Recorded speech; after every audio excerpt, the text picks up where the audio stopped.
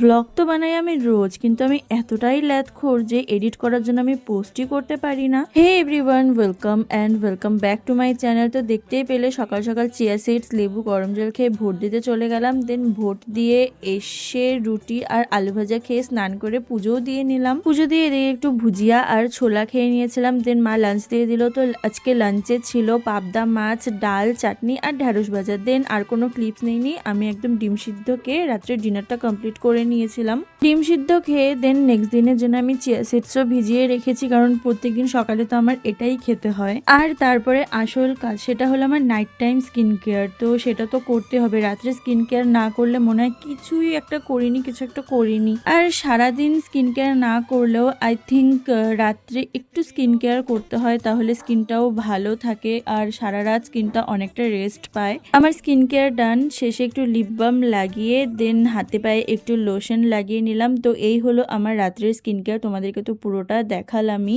তারপরে চুল টুল ভালো করে আঁচড়ে বেঁধে টেঁধে আমি এখন ঘুমিয়ে পড়বো। দেখতে পাচ্ছ স্কিনটা কি সুন্দর গ্লো করছে। তো এই ভিডিওটা এতটুকুই ছিল, দেখা হচ্ছে নেক্সট ভিডিওতে। ততক্ষণে টাটা, বাই।